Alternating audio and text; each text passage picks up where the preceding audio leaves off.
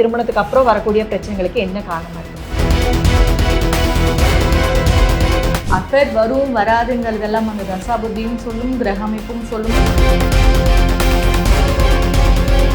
2ஆம் இடத்துல சனி இருக்கவங்க, குரு கேது சேர்க்கை இருக்கவங்க, சுக்கிரன் கேது சேர்க்கை இருக்கவங்க, இவங்களாம் தான் வரதட்சணை. எப்படி முதல் திருமணத்தை 6ஆம் அதிபதி கெடுக்கிறாரோ அதே போல இந்த 2வது திருமண வாழ்க்கையை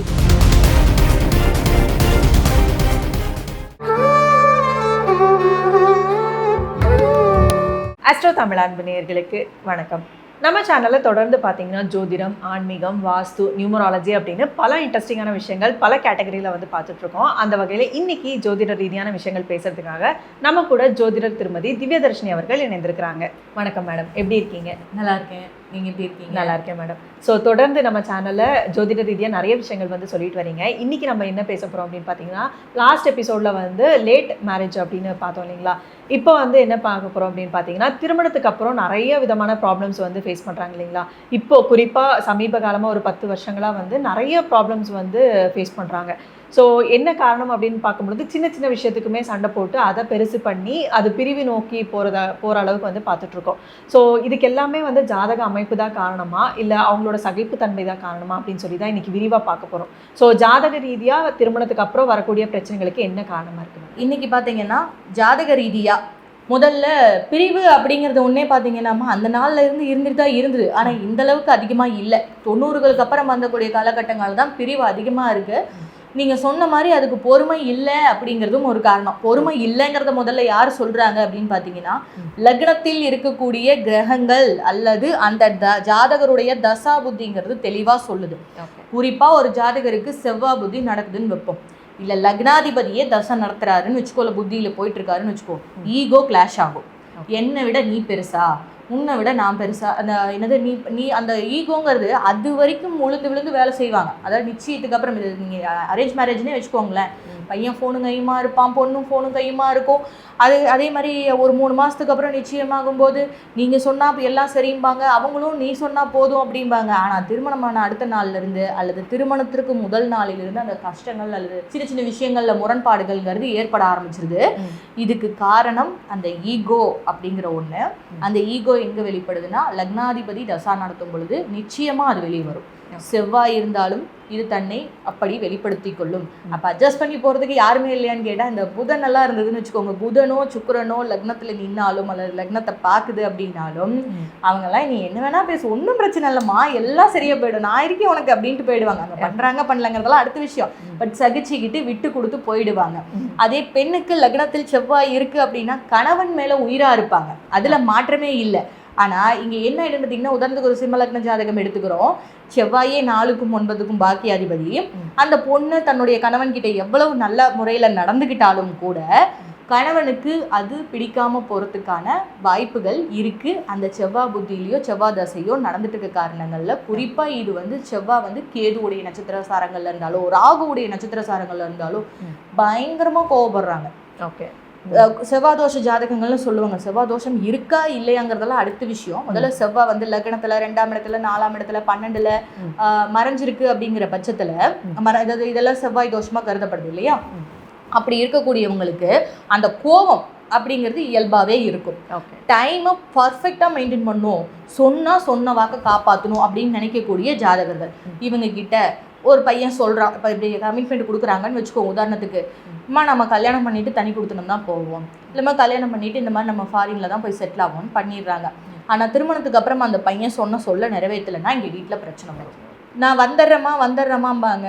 ஆனால் அங்கே பொண்ணு எப்போ வரீங்கன்னு கேட்குற நபர்களாக இருந்தாலும் அங்கே செவ்வாய் வேலை செய்துன்னு அர்த்தம், அல்லது லக்னாதிபதி அங்கே வேலை செஞ்சிட்டு இருக்காருன்னு அர்த்தம். இப்போ ஒரு பொண்ணு நல்ல அறிவாக இருந்து பையன் கொஞ்சம் டல்லாக இருந்தால் அதை ஏற்றுக்கிற அமைப்பில் குடும்பத்தில் இருக்கிற ஆண்களும் இருக்காங்க. ஆனால் அதே சமயம் அதையும் டாமினேட் பண்ணணும்னு ட்ரை பண்ணுறவங்களும் இருக்காங்க. இந்த டாமினேஷன் எங்கே வருதுன்னு பார்த்தீங்கன்னா, பையனுடைய ஜாதகத்தில் ஏதேனும் பாவகிரகங்கள் சம்மந்தப்படும் போதோ அல்லது தசாபுத்தியில் பாவகிரகங்கள் சம்மந்தப்படும் போதோ அந்த ஈகோ கிளாஷ் ஆகி நீதான் நான் தாங்கிற போட்டி வந்துடுது. குறிப்பாக இது 6ஆம் இடத்துடைய தசாபுத்தியோ 10ஆம் இடத்துடைய தசாபுத்தியோ நடந்துட்டு இருந்ததுன்னா பிரிச்சே விட்டுறது. இப்போ திருமணத்துக்கு அப்புறம் பிரச்சனை அப்படின்னு வரும்பொழுது நீங்கள் வந்து கணவன் மனைவி அவங்களுக்குள்ள பிரச்சனை தான் சொன்னீங்க. இப்போ குடும்பத்தில் இருக்கிற அவங்களோட அத்தை மாமாவாக இருக்கட்டும், இல்லைனா அவங்களோட பெற்றோர்களாக இருக்கட்டும், அவங்க வந்து தலையிடும் பொழுது நிறைய பிரச்சனைகள் வந்து உண்டாகுது. ஸோ இதுக்கெல்லாமே வந்து அவங்களோட ஜாதக அமைப்பு எப்படி இருக்குங்க? 100% இது ரொம்ப நல்ல கேள்வி இருக்கிறதுலையே. ஏன்னா ஜாதக பொருத்தம் பார்க்கும்போது நம்ம பையனுக்கும் பொண்ணுக்கும் தான் பார்க்குறோம். பொருத்தம் பார்த்து பண்ணாலே அங்கே ஏதாவது ஒரு வேதை நட்சத்திரமோ வதை நட்சத்திரமோ பெண்ணுடைய, அதாவது பெண் போகிற வீட்லேயோ ஆண் போகிற வீட்லேயோ அங்கே மாமனாரோ மாமியாரோ நாத்தனாரோ அமைஞ்சிட்டாங்கன்னா அவங்களாலேயே கஷ்டப்படுறாங்க. இங்க பையனுக்கும் பொண்ணுக்கும் எந்த பிரச்சனையும் இல்லை, ஆனா நடுவுல பூந்து பிரச்சனை பண்றதுங்கிறது இந்த சூழ்நிலையை உருவாக்குது. இதே மாதிரி நாம போன வீடியோவிலையும் சொல்லியிருந்தோம். ஒளி கிரகங்களாகிய சூரியன் சந்திரன் ஒரு நல்ல பொசிஷன்ல இருக்காங்கங்கிற பட்சத்திலையும், குறிப்பா ஆட்சி உச்சம் நீச்சத்துல இருக்காங்க அப்படின்னு சொல்லக்கூடிய இடத்துலையும் மாமனார் மாமியாருடைய தலையீடுங்கிறது 100% இருக்கு. இது ஆண்களுக்கும் இருக்கு, பெண்களுக்கும் இருக்கு. இவங்க நம்ம முதல்லயே ஒரு திருமண பொருத்தம் நம்ம பார்க்க வரும்போதே என்ன சொல்லிடணும்னா, இந்த இடத்துல நீங்கள் அட்ஜஸ்ட் பண்ணி போகணும் அப்படிங்கிறது தெளிவாக சொல்லி தான் ஆகணும். நட்சத்திர பொருத்தம் ரொம்ப ரொம்ப முக்கியம். அதே அளவுக்கு எந்த அளவுக்கு இம்பார்ட்டன்ஸ் கொடுக்கணுமோ ஜாதக பொருத்தமும் அந்த அளவுக்கு முக்கியம். இன்னைக்கு இருக்கிற சூழ்நிலையில ஒரு ஜாதக பொருத்தம் 65% to 70% பொருந்தி போச்சுனாலே பெரிய விஷயம். அப்படி பொருத்தி பார்த்து நம்ம கொடுத்தாலுமே அங்கே பிரச்சனை வருதுங்கிறாங்க. கேட்டா அங்கே என்ன பிரச்சனைன்னு பார்த்தா பொண்ணுக்கும் பையனுக்கும் ஒரு பிரச்சனையும் இல்லை. குடும்பத்துல இருக்கவங்க ஒருத்தரை பத்தி ஒருத்தர்கிட்ட மாத்தி சொல்றதுனால வரக்கூடிய பிரச்சனைகள் தான் இங்க அதிகமா இருக்கு. இதை வந்து ஹேண்டில் பண்ணணும்னா இப்போ இந்த கணவன் மனைவி கப்பல்ஸ் இருக்காங்க இல்லைங்களா, ஸோ அவங்களுக்கு என்ன மாதிரியான விஷயங்கள் வந்து நம்ம தெரிஞ்சுக்கணும். ஸோ குடும்பத்தில் இருக்கிறவங்கள ஹேண்டில் பண்ணணும், நம்மளோட வாழ்க்கையில் எதுவும் பிரச்சனைகள் வரக்கூடாது அப்படின்னா ஜாதக ரீதியாக இருந்தாலுமே அதை ஹேண்டில் பண்ணணும் இல்லைங்களா? ஸோ அதை எப்படி ஹேண்டில் பண்ணுறது? குறிப்பாக வந்துமா அந்த சந்திரன் சுக்கிரன் இருக்க அப்படின்னாலே அவங்களுக்கு மாமியாரும் மருமகளுக்கும் ஆகாது. அது ஒரு நிதர்சனமான ஒரு விஷயம். அப்போ அவங்கக்கிட்ட அந்த இடத்துல டிஸ்டன்ஸ் மெயின்டைன் பண்ணிக்கிறது, இல்லையா அவங்க சொல்கிறபடி கேட்டுட்டு தான் போவோமே அப்படின்னு அட்ஜஸ்ட் பண்ணி போகிறது, இது ஒரு விஷயம். இன்னொன்று என்னென்னா, கணவன் மனைவிக்குள்ள சில புரிதல் அப்படிங்கிறது எல்லா இடத்துலையும் அது புரிதல் அப்படியே இருக்கும்னு நம்ம சொல்ல முடியாது. அவங்க முடிஞ்ச அளவுக்கு அவாய்ட் பண்ணிக்கிறதுக்கு இந்த கிரகம் நம்ம பார்க்க வரும்போதே சொல்லலாம். ஒரு குறிப்பிட்ட கிரகச்சக்கை நம்ம போன விஷயத்துலேயே சொன்னாலே அவங்கெல்லாம் தனி கொடுத்தனம் போயிடுறது தான் மிக சிறந்தது. ஃபேமிலியில் இருந்ததை தனி கொடுத்தனம் போயிட்டும் அப்பா அம்மாவை பார்த்துக்கணும், அதில் மாற்றுக்கிறது கிடையாது. தனியாக இருந்தோ அல்லது மேல் வீட்டில் குடியிருக்கிறதோ பக்கத்து வீட்டில் தனியாக தங்கி பார்த்துக்கிறதோ அம்மாவையும் மனைவியையும் தங்கி பார்த்துக்கிறதுங்கிறது சிறப்பானதாக பலன் தருமே தவிர ஒட்டுக்கா இருந்து எல்லாத்தையும் நம்ம சரிப்படுத்துறோம்னா காயங்கள் கொஞ்சம் இருக்கத்தான் செய்யும். ஓகே. ஸோ இப்போ வந்து திருமணத்துக்கு அப்புறம் பிரச்சனை அப்படின்னு பார்க்கும்போது இப்போ நிறைய பேர் ஃபேஸ் பண்ணுறது வந்து நிறைய அஃபேர்ஸ் வச்சுக்கிறாங்க. ஸோ இப்போ நிறைய பேர் அதை ஃபேஸ் பண்ணுறாங்க, லேடிஸாக இருக்கட்டும் ஜென்ஸாக இருக்கட்டும் எல்லாருமே வந்து ஃபேஸ் பண்ணுறாங்க. ஸோ இது வந்து முன்கூட்டியே தெரிஞ்சுக்க முடியுமா உங்களுக்கு ஃப்யூச்சரில் வந்து அஃபேர் இருக்கிறதுக்கான வாய்ப்புகள் இருக்குது அப்படின்னா? ஏன்னா ஸ்டார்டிங்கே வந்து அது தடைப்பட்டுருச்சு அப்படின்னா அவங்களோட வாழ்க்கையை வந்து அடுத்த கட்டத்துக்கு நோக்கி அவங்க நல்லபடியாக அமைச்சிக்கலாம் இல்லையா? ஸோ இதை வந்து முன்னாடியே கணிச்சு சொல்ல முடியுமா? கண்டிப்பாக சொல்ல முடியும். ஆனால் அது எல்லாத்தையுமே நம்ம சொல்ல போடும்போது பொருத்தம் அப்படின்னு பார்க்க வரும்போது பொண்ணுக்கோ அல்லது பையனுக்கோ அது யாராக இருந்தாலும் இருபாலின்னு தவறும் சமமாக தான் பார்க்கணும் இல்லையா? அஃபேர் வரும் வராதுங்கிறதெல்லாம் அந்த தசாபுத்தியும் சொல்லும், கிரக அமைப்பும் சொல்லும், ஜாதகத்துக்கும் இருக்கும். ஆனால் அதையும் தாண்டி யாராவது ஒருத்தர் ஜாதகத்தில் மாங்கல்ய பாக்கியமோ திருமண பலமோ சரியாக இருந்துருச்சுன்னா அஃபேர் வந்தாலும் கூட தவறான பாதையில் அவங்க போக மாட்டாங்க. வீட்டை விட்டு வெளியேறதோ தவறான விஷயங்கள் பண்ணுறதோ இருக்க மாட்டாங்க. கொஞ்ச நாள் அந்த சலசலப்பு இருந்துட்டு ஆட்டோமேட்டிக்காக தான் முக்கியம், தன்னுடைய குடும்பம் முக்கியம், குழந்தை முக்கியம்னு வந்துடுவாங்க. ஸோ அதை பற்றி நம்ம பயப்பட தேவையில்லை. சரியான பொருத்தம் அப்படின்னு பார்க்கும் பொழுதே சில விஷயங்களை பொருத்தம் பார்க்கும்போது மறைச்சு தானே சொல்லுவோம், இந்த ஜாதகம் செட் ஆகாதுன்னு நம்ம நாசுக்கா. ஏன்னா அதுக்கப்புறம் பிரச்சனைகள் வருது அப்படின்னா அது வந்து ஜோதிடருக்கு மேலே தான் தப்பு சொல்லுவாங்க. நம்ம என்னதான் ஜாதகம் பார்த்து நல்லபடியாக திருமணம் பண்ணாலுமே இந்த விஷயத்த அவங்க முன்னாடியே ஏன் சொல்லலை அப்படிங்கிற ஒரு கேள்விக்குறி வருது இல்லைங்களா? காதல் அப்படிங்கிறது காதல், இந்த அதிகப்படியான காதல் அப்படின்னு சொல்றது வந்து பார்த்தீங்கன்னா சுக்கிரன் புதன் 8ஆம் இடம், இது எல்லாமே 8, 12 இது எல்லாமே ரகசிய உறவை சொல்லக்கூடியது. இதோட சுக்கிரனும் புதனும் சம்மந்தப்பட்டுருச்சுன்னா கண்டிப்பா அவங்க லைஃப்ல ஏதாவது ஒரு இது இருக்கும். இது தசாபுத்தியா வரும்போது தான் நீங்க சொன்ன மாதிரி ஒரு தவறான தொழில் செய்யற பெண்ணாவே மாறி போயிடுறது, அல்லது கணவனோட வாழ முடியாம சூழ்நிலை காரணமா ஒரு தவறான தொடர்புல போய் மாற்றுறது. கணவனும் அதே மாதிரிதான் பல பெண்களோட திருமணம் ஆனாலும் பல பெண்களோட தொடர்புல இருக்கிறது. இது எல்லாமே சுக்கிரன் லக்னத்தையோ அல்லது 8லையோ 12லையோ இருந்தாலும் இந்த விஷயங்கள் நடக்கும். இது இருக்கக்கூடிய இடம், பார்க்கக்கூடிய இடத்தை பொறுத்து தசா புத்தியே நடந்ததுன்னா ரொம்ப அதிகமாக. Okay okay. ஸோ திருமணத்துக்கு அப்புறம் பிரச்சனை அப்படின்னு பார்க்கும்பொழுது இன்னொரு முக்கியமான விஷயம் இப்போது ரீசெண்டாக என்ன நடக்குது அப்படின்னு பார்த்தா வரதட்சணை கொடுமை தான். ஸோ கண்ணுக்கு தெரியாமல் நடந்துட்டு இருந்த ஒரு விஷயம் வந்து இப்போ பூதாகாரமாக எல்லாருக்குமே தெரிகிற மாதிரி நடக்குது. ஸோ இந்த வரதட்சணை அப்படிங்கிற பிரச்சனை திருமணத்துக்கு அப்புறம் வரக்கூடிய ப்ராப்ளம்ஸில் வந்து ஒரு முக்கிய காரணமாக இருக்கா? இது வந்து ஜாதக ரீதியாக நீங்கள் எப்படி சொல்லுவீங்க? 100% இது வரைக்கும் வரதட்சணைங்கிறது அப்போ இருந்தே இருக்குது. பழங்காலத்துல இருந்தே பொண்ணுக்கு என்ன போடுவீங்கன்னு கேட்டுட்டு தான் உறுதியே பண்ணுவாங்க. இப்போ வந்து நிறைய ஆண்கள் மாறிட்டாங்க. இருந்தாலும் அந்த பழமையான ஃபேமிலிஸ்லேருந்து வர்றவங்க அதை எதிர்பார்க்குறாங்க. இன்றைக்கும் அது பாதிக்கப்பட்டுட்டு தான் இருக்காங்க. அப்படி பார்க்கும் பொழுது 2ஆம் இடத்துல சனி இருக்கவங்க, குரு கேது சேர்க்கை இருக்கவங்க, சுக்கிரன் கேது சேர்க்கை இருக்கவங்க, இவங்களாம் தான் வரதட்சணையினால பாதிக்கப்படுறாங்க. இயல்பாகவே சுக்கிரன் கேது சேர்க்கை இருக்கவங்க ஒரு பொண்ணுக்கு ஒரு பொண்ணு ஜாதகத்திலையோ இல்லை பையன் ஜாதகத்திலையோ இருக்குன்னா பார்ட்னர் தனக்கு ஏதாவது ஒரு வழியில் இன்கம் கொடுக்கணும் அப்படிங்கிற மாதிரி நினைக்கிறாங்க. செவ்வாய் கேது இருக்குது அப்படிங்கிற பட்சத்தில் பிற்காலத்தில் வரக்கூடிய ஒரு சொத்தை நம்பி இப்போ பொண்ணை முதல்ல எதுவும் வேணாம்னு திருமணம் பண்ணிக்கிறாங்க. அப்பா வீட்டில் நிறைய சொத்து இருக்குது, எப்படியா இருந்தாலும் அவளுக்கு தானே வரப்போகுது, இல்லை எப்படியா இருந்தாலும் அவருக்கு தானே வரப்போகுதுங்கிற மாதிரி கல்யாணம் பண்ணிக்கிறாங்க. 2வது விஷயம், இந்த குருக்கு எதுவும் சொல்கிறோம் இல்லையா, இவங்க குழந்தைக்கு அதை செய்யணும் இதை செய்யணுங்கிறப்போ அந்த பேராசையில் இல்லை ஊருக்கு பிரம்மாண்டமாக செய்யணும் அப்படிங்கிறதுக்காக வாக்குறுதி நிறைய கொடுத்துட்டு கடைசி அதை செய்ய முடியாமல் தவிக்கிறாங்க. அல்லது அதை செஞ்சுட்டு ரொம்ப கஷ்டப்படுறாங்க. நிறைய வட்டி மேலே வட்டி வாங்கி கஷ்டப்படுறது மாதிரியான செய்கிறாங்க. முதல்ல அதை சொன்ன விஷயத்த செய்ய முடியாமலே போயிடுது. அதுதான் மெயின். அவங்க எவ்வளோ போராடினாலும் சொன்னதை வாக்குறுதியை காப்பாற்ற முடியறதில்ல. 2ல சனி பகவான், அதுவும் வாக்குறுதி. இவங்கெல்லாம் வாக்குறுதியே கொடுக்கக்கூடாது. குரு கேதுவாது சொல்லாமல் செய்யலாம். நான் சொல்லலை ஆனால் சபைக்கு நான் செய்வேன் அப்படின்னு செஞ்சாங்கன்னா அது திருப்தி கொடுக்கும். அதே மாதிரி பொண்ணுங்ககிட்டயோ பையன்கிட்டயோ நான் உனக்கு இவ்வளோ செய்வேன் அவ்வளோ செய்வேன்னு குருக்கு எது சொல்லாமல் செஞ்சதுன்னா நல்லாயிருக்கும்.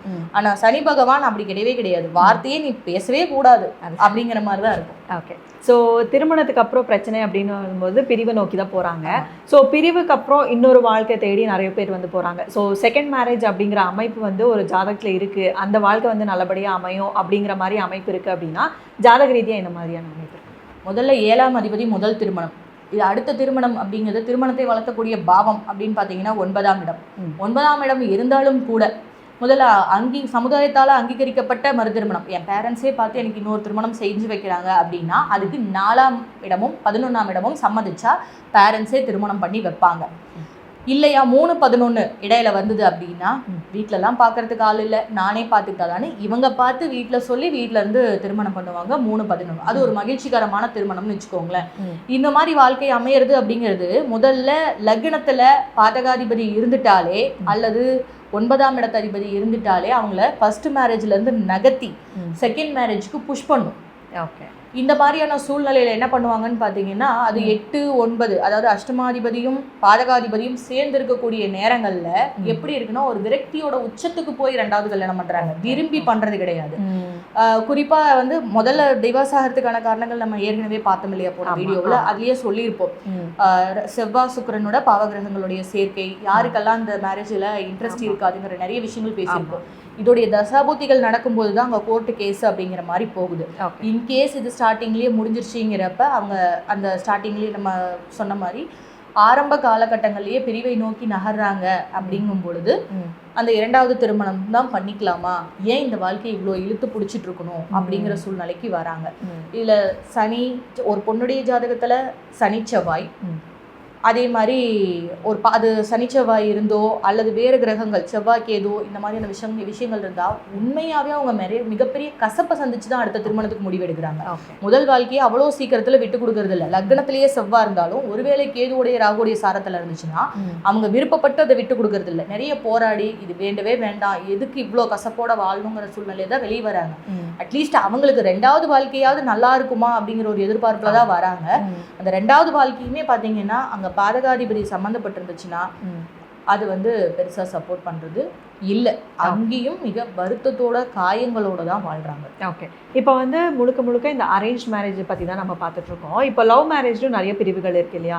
ஸோ இதில் வந்து 2 கேட்டகரியாக நம்ம பார்க்கலாம். இப்போ லவ் மேரேஜில் பிரிவு வருது அப்படின்னு பார்க்கும்பொழுது இப்போது செகண்ட் மேரேஜாக வந்து அரேஞ்ச் மேரேஜாக போகிறவங்களும் இருக்காங்க, இல்லை செகண்ட் மேரேஜ் வந்து லவ் மேரேஜாகவே போகிறவங்களும் நிறைய பேர் நம்ம பார்க்க முடியுது. ஸோ இதற்குண்டான ஜாதக அமைப்பு வந்து எப்படி இருக்கும்? காதல் திருமணமாக இருந்தாலும் சரி, அரேஞ்ச் மேரேஜாக இருந்தாலும் சரி, செகண்ட் மேரேஜ் போகும்போது மேக்ஸிமம் யாரும் ஜாதக பொருத்தம் பார்க்கறது இல்லை. இப்போ நீங்கள் நினைக்கிற மாதிரி அந்த ஜாதக பொருத்தம் இல்லாமல் திருமணம் பண்ணி செகண்ட் மேரேஜில் கஷ்டப்படுறவங்களும் இருக்காங்க.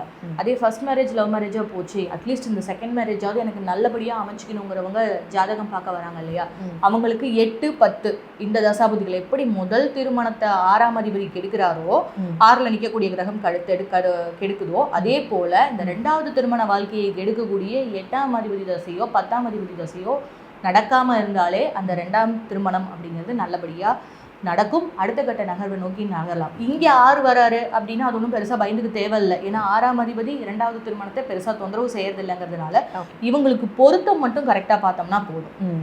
ஸோ இப்போ வந்து செகண்ட் மேரேஜ் அப்படின்னு பார்க்கும்பொழுது, இப்போ ஒரு குழந்தை இருக்குது அப்படின்னு பார்க்கும்பொழுது செகண்ட் மேரேஜ் மூவ் ஆன் ஆகிறது நிறைய பேர் வந்து யோசிப்பாங்க. இப்போ ஃபேமிலியில் ப்ரெஷர் பண்ணுவாங்க, ஆனால் அவங்க மனசுக்குள்ளே வந்து மூவ் ஆன் ஆகிறதுக்கு கொஞ்சம் யோசிப்பாங்க. ஸோ அவங்களோட ஜாதக கட்டத்தில் செகண்ட் மேரேஜ்க்கு உண்டான வாய்ப்புகள் இருக்குது அப்படின்னும் பொழுது அவங்க வந்து எப்படி பயன்படுத்திக்கணும்? அதை ஃபஸ்ட்டு விஷயம், முதல்ல அந்த பொண்ணு முதல் திருமண வாழ்க்கையை நகர்த்துறது அப்படின்னு பார்த்தீங்கன்னா, 7ஆம் இடத்து அதிபதி அப்படிங்கிறது 2ல் இருக்கும் பொழுது குடும்பத்துக்காக வாழ வேண்டிய நிர்பந்தத்துக்கு வந்துடுறாங்க. ஆனால் அந்த சம்மந்தப்பட்ட ஜாதகர் என்ன பண்ணுறாருன்னு பார்த்தீங்கன்னா, அது 7க்கு 8ஆம் பாவம் இல்லையா. ஸோ அவங்க வந்து அந்த கஷ்டப்பட்டு ஒரு தியாகமாக வாழ்கிற மாதிரியான வாழ்க்கையை இது பண்ணுறாங்க. இருந்தாலும் கூட கணவன் என்னதான் கஷ்டப்படுத்தினாலும் கூட அந்த பொண்ணு இந்த வாழ்க்கையவே வாழ்ந்துடலாமேன்னு நினைக்கிறதுக்கு காரணம், லக்னத்தில் 7ஆம் அதிபதி இருக்கிறது, இல்லை பார்க்கறது, அல்லது செவ்வாயோ சுக்கிரனோ லக்னத்தோட தொடர்பு கொள்றது, இல்லை இந்த செவ்வாய் சுக்கிரனோட குரு சேர்ந்து இருக்கிறது. இந்த விஷயங்கள்லாம் என்ன பண்ணுன்னா மறு திருமணத்தை நோக்கி நகர்த்தாது. இவங்க வீட்டுக்குள்ள நான் உன்னை விட்டு போறேன், அதை பண்றேன், இதை பண்றேன்னு கத்திட்டு இருப்பாங்க. ஆனா 2வது திருமணத்தை பற்றிலாம் அவங்க பெருசா ஸ்டெப் எடுக்க மாட்டாங்க. காரணம், குழந்தைங்களையும் மற்றவங்களையும் சொல்லுவாங்க, உண்மையாவே மனசளவில் இவங்களுக்கு அவங்க கணவரை விட்டு பிரியறதுக்கு மனசு இருக்காது. ஸோ இப்போ வந்து கணவன் மனைவி பிரிவில் இந்த மாதிரி விஷயங்கள் பார்க்குறோம். இப்போ பார்ட்னர் இல்லை, லைஃப் பார்ட்னரே இல்லை, இழந்துட்டாங்க அப்படிங்கும் பொழுது செகண்ட் மேரேஜ் நோக்கி போகிறாங்க, அதற்குண்டான அமைப்புகள் இருக்கா அப்படிங்கிறதுமே வந்து கணிச்சு சொல்ல முடியுமா? தாராளமாக சொல்ல முடியும். முதல் திருமணம் பாதிக்கிறதுக்கு, அதுவும் இல்லாமல் இந்த மாதிரி இறந்துட்டாங்க அப்படிங்கிற சூழ்நிலை வரதே பார்த்தீங்கன்னா, இதில் நம்ம சொல்லாத ஒரு கிரக சேர்க்கை சூரியன் செவ்வாய். இந்த கிரக சேர்க்கை ஒரு பெண்ணுடைய ஜாதகத்தில் இருக்குது அப்படிங்கிற பட்சத்தில் அவங்க கிரக சேர்க்கையினால கணவனுக்கு பாதிப்பு கிடையாது. அப்படி இருக்கிறதுனால ஆயுள் குறைவான கணவர் அவங்களுக்கு கிடைக்கிறாங்க, ஏதோ ஒரு காரணத்தில் இறக்குறாங்க. அடுத்த திருமணத்துக்கு நோக்கி போகும்போது நிச்சயமாக அந்த தோஷமானது கழிஞ்சு நல்ல வாழ்க்கையை கொண்டு போகிறதுக்கான வாய்ப்புகள் நிறைய இருக்குது. ஸோ இது வந்து முன்னாடியே கணிச்சுக்க முடியும் தானே? கண்டிப்பாக முடியும். அது திருமணம் பொருத்தம் முதல் பொருத்தம் பார்க்க வரும்போதே நம்ம பார்த்துக்கலாம். அல்லது முதல் பொருத்தம் நாங்கள் சரியாக பார்க்கல, மிஸ் பண்ணிட்டோம், இப்போ 2வது திருமணத்துக்கு பார்த்துருக்கோம் அப்படின்னாலும் அந்த இடத்துலையும் அந்த பொண்ணுக்கோ பையனுக்கோ 2வது திருமணத்துக்கான யோகம் இருக்கா இல்லையா, அல்லது பண்ணனா நல்லா இருப்பாங்களா, இல்லை இன்னும் கொஞ்ச நாள் தள்ளி பண்ணலாமா, இந்த மாதிரியான விஷயங்கள் நம்ம சொல்லிடலாம். ஓகே, திருமணத்துக்கு அப்புறம் பிரச்சனைகள் என்ன காரணம் அப்படின்னு சொல்லி டீட்டெயிலாக நம்ம பார்த்தோம். இப்போ வந்து திருமணத்துக்கு அப்புறம் பிரச்சனை வந்துருச்சு, அதை சந்திச்சாச்சு, மறு திருமணம் அதை நோக்கி போயிட்டு இருக்கோம் அப்படின்னு பார்க்கும் பொழுது அந்த திருமணம் நல்லபடியாக அமையணும் அப்படின்னா என்ன மாதிரியான விஷயங்கள் பண்ணணும்? முதல்ல குலதெய்வ வழிபாடுமா. குலதெய்வத்துக்கு விட்ட தெய்வம் வேற எந்த தெய்வமுமே கிடையாது. குலதெய்வம் மட்டும் உங்கள் பக்கத்தில் ஸ்ட்ராங்காக நின்றுச்சுன்னா எந்த விதத்துலையும் குடும்பத்தில் உங்களுக்கு பெரிய கஷ்டத்தையோ அவமானத்தையோ கொடுக்காம அழகாக தூக்கிட்டு வந்து அடுத்த ஸ்டேஜில் விட்டுரும். இதில் நிறைய பேருக்கு என்ன ஆகுதுன்னு பார்த்தீங்கன்னா, குலதெய்வத்தை ஒரு கடமைக்காக வழிபடுறாங்க. சில பேர் பக்கத்துலேயே இருக்கிறதுனால அந்த கோவிலுக்கு நான் ஏன் போகணுங்கிற மாதிரி, எப்பயுமே பக்கத்தில் இருக்கிறதோட வேல்யூ தெரியாது இல்லையா, போகிறதில்லை. குறிப்பாக இதை யார் செய்யணும்னா, சம்பந்தப்பட்ட ஜாதகர் குலதெய்வத்துக்கு போய் வேண்டணும். எனக்கு ஒரு வாழ்க்கை வேணும்னோ, அல்லது அந்த வாழ்க்கை ஏற்கனவே இருக்கிற வாழ்க்கையை சரிப்படுத்திக்கணும்னோ அந்த வேண்டும் பொழுது 100% இது வந்து குலதெய்வ வழிபாடானது திருமணத்திற்கு ரொம்ப முக்கிய பங்கு வகிக்குது. இன்னைக்கு எத்தனையோ ஜாதகங்கள்ல 95க்கு மேலே 96ல் இருக்கக்கூடிய ஜாதகங்கள் 3 ஜாதகங்கள் நம்ம பார்த்துருந்தோம். ஏற்கனவே பழைய வீடியோக்கள்லையும் இதை பற்றி சொல்லியிருப்பேன். அவங்களுடைய ஜாதகத்துலலாம் திருமண வாழ்க்கைக்கான வாய்ப்பே இல்லை அப்படின்னு சொல்லிட்டு இருக்கோம். ஆனால் அவங்க வந்து 2 குழந்தையோட வாழ்ந்துட்டு இருக்காங்க, இன்னமும் நல்லா தான் போயிட்டு இருக்கு. ஆனால் அவங்களுக்கு பண கஷ்டம் இருக்கு. காரணம் குலதெய்வ வழிபாடு தான். ஸோ நெக்ஸ்ட் லெவலுக்கு நம்ம போகிறதுக்கு முன்னாடி குலதெய்வ அருள் அப்படிங்கிறது கண்டிப்பாக வேணும். இதில் நீங்கள் திரிசூனியமோ முடக்கோ, இந்த பொருத்தத்தில் இதுவும் முக்கியம். திரிசூனியம் அடைஞ்ச ராசிகளோ முடக்காதிபதியோ ஏதாவது ஒன்று நம்ம சம்மந்தப்பட்டிருந்தனாலும் அதுவும் பிரச்சனையை கொடுக்குங்கிறதுனால முன்னோர்கள்னா யாரு? குலதெய்வம். குலதெய்வத்தை வழிபடும் போதே இந்த பிரச்சனைகள் எல்லாமே ஸ்டார்ட் அவுட் ஆகிடும். அப்போ அவங்க அடுத்த லெவலுக்கு எந்த ஒரு தொந்தரவும் இல்லாமல் அழகாக மூவ் ஆன் ஆகலாம். ஓகே ஓகே, ரொம்ப சிறப்பாக சொன்னீங்க. ஏன்னா திருமணத்துக்கு அப்புறம் நிறைய பேர் வந்து பிரச்சனைகள் வந்து சந்திக்கிறாங்க. ஸோ அவங்களோட லைஃப் வந்து நல்லபடியாக அமைஞ்சிராதா அப்படின்னு சொல்லி தான் நிறைய பேர் வந்து விரும்புகிறாங்க. ஸோ உங்களோட லைஃப்லையுமே திருமணத்துக்கு அப்புறம் நிறைய பிரச்சனைகள் இருக்குது, ஜாதக ரீதியாக ஏதாவது பிரச்சனைகள் இருக்குது, அதை பற்றி தெரிஞ்சுக்கணும் அப்படின்னா கீழே டிஸ்கிரிப்ஷனில் நம்பர் கொடுத்துருக்கோம். அந்த நம்பருக்கு நீங்கள் காண்டாக்ட் பண்ணி உங்களோட கன்சல்டேஷன் எடுத்துக்கிட்டு ஸோ உங்கள் ஜாதகத்தில் என்ன மாதிரியான பிரச்சனைகள் இருக்குது, அதுக்கு என்ன தீர்வு அப்படின்னு சொல்லி கேட்டு தெரிஞ்சுக்கிட்டு உங்களோட லைஃப்பை நல்லபடியாக அமைச்சுக்கோங்க. ஸோ தொடர்ந்து ஜோதிட ரீதியாக நிறைய விஷயங்கள் வந்து பேசலாம் மேடம். அது வரைக்கும் நன்றி. வணக்கம். நன்றி.